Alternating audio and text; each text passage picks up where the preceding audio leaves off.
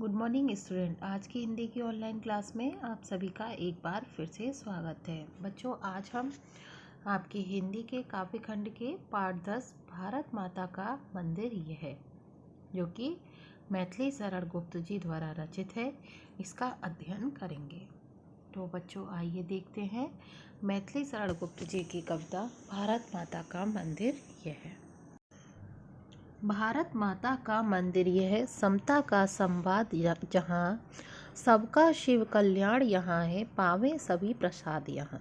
तो बच्चों, सबसे पहले हम संदर्भ लिखते हैं कि प्रस्तुत कविता हमारी पाठ्य पुस्तक के काव्य खंड के भारत माता का मंदिर यह है शीर्षक से उद्धृत है। यह काव्य पंक्तियाँ मैथिली शरण गुप्त जी द्वारा रचित है।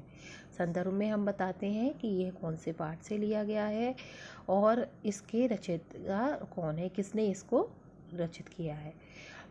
फिर इसके बाद हम प्रसंग लिखते हैं कि प्रस्तुत काव्यांश में मैथिली शरण गुप्त जी ने भारत के गौरवशाली रूप का गुणगान करते हुए उसकी कल्याणकारी भावना का वर्णन किया है। आइए इसकी व्याख्या देखते हैं। कवि कहता है कि भारत ऐसा अद्वितीय देश है जिसकी कल्याणकारी भावना उसे विश्व के अन्य देशों से अलग करती है। कवि ने इस पद्यांश में भारत को ऐसे मंदिर के रूप में स्थापित करके दिखाया है जहां प्रत्येक मानव को अपने विचार प्रस्तुत करने का अधिकार समान रूप से है। देखिए, भारत माता का मंदिर ये है, तो कवि ने इसको क्या बताया है? एक मंदिर। हमारे भारत को उन्होंने एक मंदिर बताया है। और ये कैसा मंदिर है कि समता का संवाद जहाँ पर कि सबको अपने विचार प्रस्तुत करने की समता अर्थात समानता है। कोई भी व्यक्ति अपने विचारों को यहाँ पर प्रस्तुत कर सकता है, सबको अधिकार है। ये नहीं कि जो व्यक्ति धनी है या उच्च पद का है वही अपने विचार प्रस्तुत कर सकता है, ऐसा नहीं है। कोई भी व्यक्ति, चाहे वो गरीब हो, अमीर हो, चाहे वो नीची जाति का हो, चाहे ऊंची जाति का, कोई भी कैसा भी व्यक्ति हो, वह अपने विचारों को प्रस्तुत कर सकता है। इसका सबको क्या है? समता अर्थात समानता का अधिकार है। सबका शिव कल्याण यहाँ है। और यहाँ क्या है? भारत ऐसा देश है जहाँ पर सबका कल्याण होता है। पावे सभी प्रसाद यहाँ। प्रसाद अर्थात प्रसन्नता का प्रसाद। कैसा प्रसाद है? प्रसन्नता रूपी प्रसाद। कि भारत ऐसा देश है कि जहाँ पर सभी प्रसन्नता रूपी प्रसाद ग्रहण करते हैं। मतलब सभी जो है कैसे रहते हैं? यहाँ पर प्रसन्न रहते हैं। तो यहाँ पर उन्होंने भारत की विशेषताएं बताई है कि यहाँ पर सब अपने विचारों को प्रस्तुत कर सकते हैं, सबका यहाँ कल्याण होता है और सभी प्रसन्नता रूपी प्रसाद को ग्रहण करते हैं। आइए देखते हैं अगली पंक्तियों की व्याख्या कि अगली पंक्तियों में कवि क्या कहना चाह रहा है। जाति, धर्म या संप्रदाय का नहीं भेद व्यवधान यहाँ, सबका स्वागत, सबका आदर, सबका सब सम्मान यहाँ। तो बच्चों, इसका संदर्भ और प्रसंग वही रहेगा जो पूर्व की पंक्तियों का था। तो इसकी व्याख्या देखते हैं कि हमने देखा था कि कवि भारत को क्या है? अद्वितीय देश बता रहा है और उसकी विशेषताओं का यहाँ पर वर्णन कर रहा है। तो कवि कहता है कि इस देश में जाति, धर्म या संप्रदाय की प्रगति को लेकर कोई भी भेदभाव रूपी बाधा नहीं है। व्यवधान का अर्थ होता है बाधा। कि हमारे देश में किसी भी जाति या धर्म या संप्रदाय, इन सभी विषय पर कोई भी आपस में मतभेद नहीं है।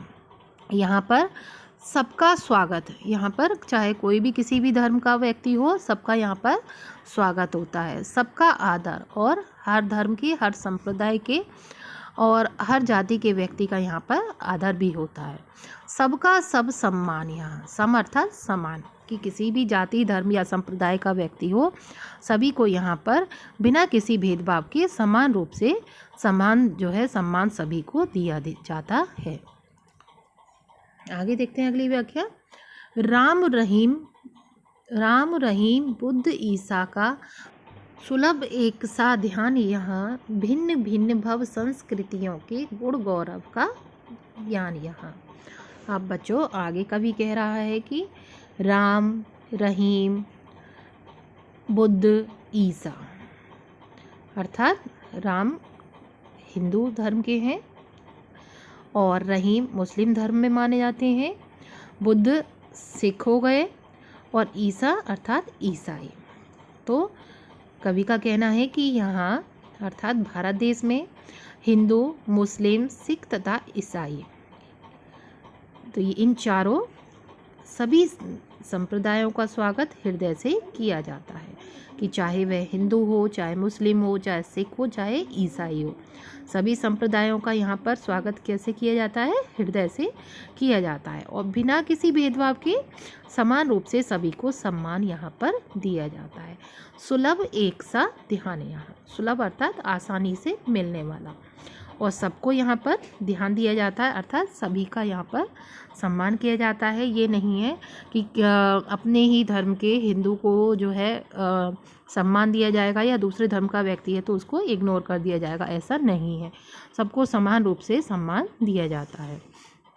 अर्थात कहने का उनका अर्थ ये है कि इस देश में जो स्थान राम का है वही स्थान रहीम का है और वही स्थान बुद्ध का है और ईसा मसीह का भी वही स्थान है। तो सभी धर्मों का एक जैसा यहाँ पर स्थान है। भिन्न भिन्न भव संस्कृतियों के गुण गौरव का ज्ञान है कि भारत में भिन्न भिन्न संस्कृतियों के बारे में सभी लोगों को बताया जाता है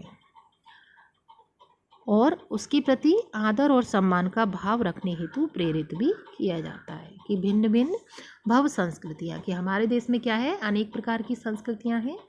तो भारत में भिन्न भिन्न संस्कृतियों के बारे में क्या है, सभी को उनके बारे में ज्ञान दिया जाता है। गुण गौरव का ज्ञान यहाँ कि यहाँ पर सभी संस्कृतियों का सम्मान करने का और उनके बारे में सभी लोगों को बताया जाता है और उनके प्रति सम्मान और आदर का भाव रखने के लिए प्रेरित भी किया जाता है। ये हमारे यहाँ हमारे भारत में ये शिक्षा नहीं दी जाती कि आप अपने ही धर्म को सम्मान दें और दूसरे के धर्म का सम्मान ना करें, उसका आप निरादर करें, ऐसा नहीं है, बल्कि सभी धर्मों को एक जैसा माना जाता है। बच्चों यहाँ अलंकार हम देख लेते हैं कि गुण गौरव, यहाँ पर गा वर्ण की आवृत्ति होने के कारण यहाँ पर अनुप्रास अलंकार है। अनुप्रास अलंकार के बारे में पहले भी आपको बता चुकी हूँ कि जहाँ किसी वर्ण की आवृत्ति एक से अधिक बार होती है अर्थात एक अक्षर एक से अधिक बार आता है तो वहाँ पर अनुप्रास अलंकार होता है। जैसे गुण गौरव, तो यहाँ क्या है, गा अक्षर गा वर्ण एक की आवृत्ति एक से अधिक बार हुई है, इसलिए यहाँ पर अनुप्रास अलंकार होगा।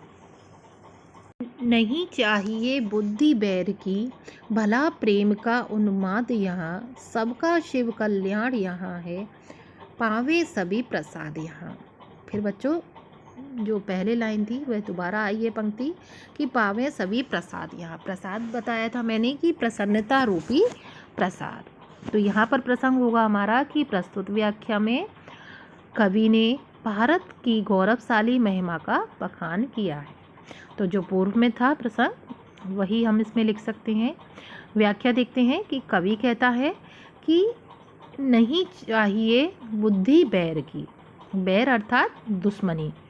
कि कवि कह रहा है कि हमारे देश में असीमित प्रेम है और मानवता की भावना विद्यमान है। उन्माद, उन्माद का अर्थ होगा बच्चों असीमित, कि जिसकी कोई सीमा नहीं होती है। तो हमारे देश में क्या है, प्रेम का उन्माद अर्थात असीमित प्रेम है, प्रेम ही प्रेम है हमारे देश में। इसीलिए कवि कह रहा है कि हमें किसी भी प्रकार के बैर की अर्थात किसी भी प्रकार की दुश्मनी की आवश्यकता नहीं है। तो नहीं चाहिए बुद्धि बैर की अर्थात दुश्मनी की, हमें की किसी भी प्रकार की दुश्मनी की आवश्यकता नहीं है, क्योंकि हमारे देश में क्या है, भला प्रेम का उन्माद यहाँ कि हमारे देश में असीमित प्रेम है। सबका शिव कल्याण यहाँ है कि, और हमारा जो देश है भारत, यहाँ पर सबका कल्याण है, प्रत्येक व्यक्ति का कल्याण यहाँ पर हो सकता है। और क्यों है कल्याण? क्योंकि प्रेम की असीमितता के कारण, क्योंकि हमारे देश में प्रेम ही प्रेम विद्यमान है, इसीलिए यहाँ पर प्रत्येक व्यक्ति का कल्याण होता है। पावे सभी प्रसाद यहाँ, और यहाँ पर सभी प्रसन्न रहते हैं, प्रसन्नता का प्रसाद पाते हैं। अर्थात सभी लोग यहाँ पर भारतवासी, भारत में रहने वाले लोग सभी जो है प्रसन्न रहते हैं। तो आगे देखते हैं अगली व्याख्या। आओ सब तीर्थों का एक तीर्थ यह, हृदय पवित्र बना लें हम। आओ यहाँ अजात शत्रु बने, सबको मित्र बना लें हम। अब कवि क्या कह रहा है कि कवि ने भारत देश को सभी तीर्थों का तीर्थ कहते हुए हमें अपना मन शुद्ध बनाए रखने के लिए प्रेरित किया है। कवि कह रहा है कि सभी तीर्थों का एक तीर्थ है, कि जो हमारा जो ये भारत देश है ये सभी तीर्थों का भी तीर्थ है।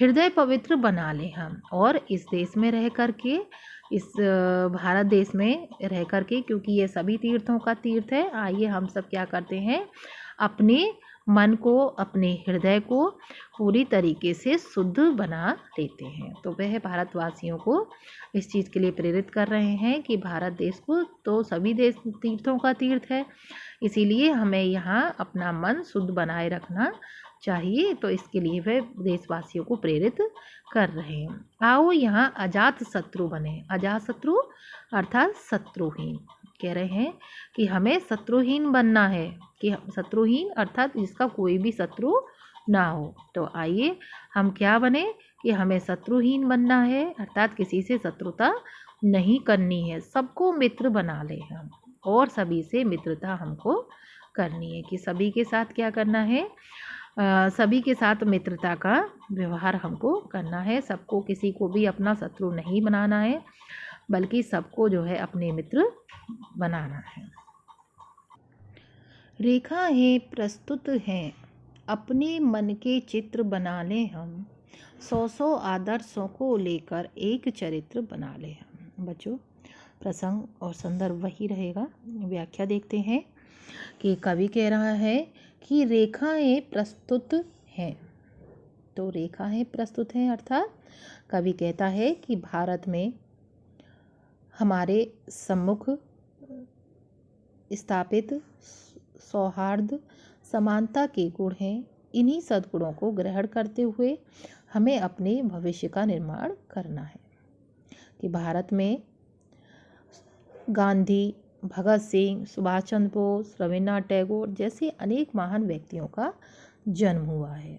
कि 100 आदर्शों को लेकर, और 100 आदर्श किसके हमको लेकर के चलना है, कि जैसे जो कि हमारे वीर महापुरुष रहे हैं, गांधी जी, भगत सिंह, सुभाष चंद्र बोस, रविन्द्रनाथ टैगोर जैसे अनेक महान व्यक्तियों का हमारे देश में जन्म हुआ है, और जिनके आदर्शों पर चलकर समस्त भारतवासियों को एक चरित्र बना लें हम।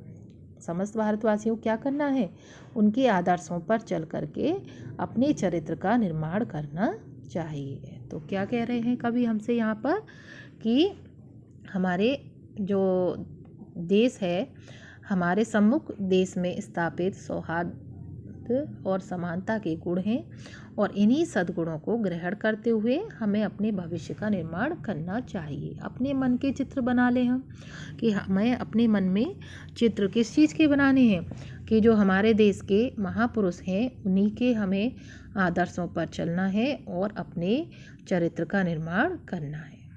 तो कवि ने यहाँ पर इस चीज़ की प्रेरणा हमको दी है कि अपने देश के जो महापुरुष रहे हैं उनका हमें अनुसरण करना चाहिए।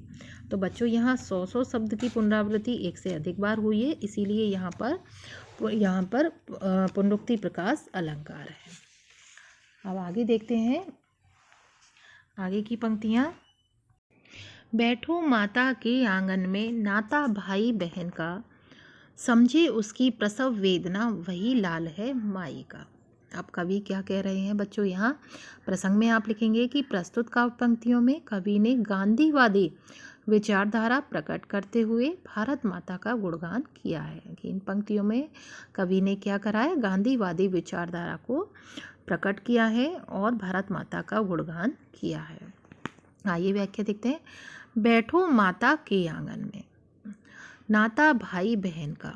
आप कभी कह रहे हैं कि जो हमारी माता अर्थात भारत माता कि हमें इस भारत माता का जो विस्तृत आंगन है उसमें कैसे बैठना है, कि नाता भाई बहन का, कि इस विस्तृत आंगन रूपी क्षेत्र में सभी व्यक्तियों को बंधुत्व की भावना एवं भाईचारे की भावना आपस में स्थापित करनी है, कि सबको एक दूसरे के साथ भाई बहन का या भाईचारे का नाता एक दूसरे के साथ रखना है और सबको एक साथ इस भारत माता के विस्तृत आंगन रूपी क्षेत्र में एक साथ सबको भाईचारे की भावना स्थापित करके बैठना है, साथ साथ रहना है। समझे उसकी प्रसव वेदना। प्रसव वेदना अर्थात असहनीय पीड़ा जो कि सहन ना हो।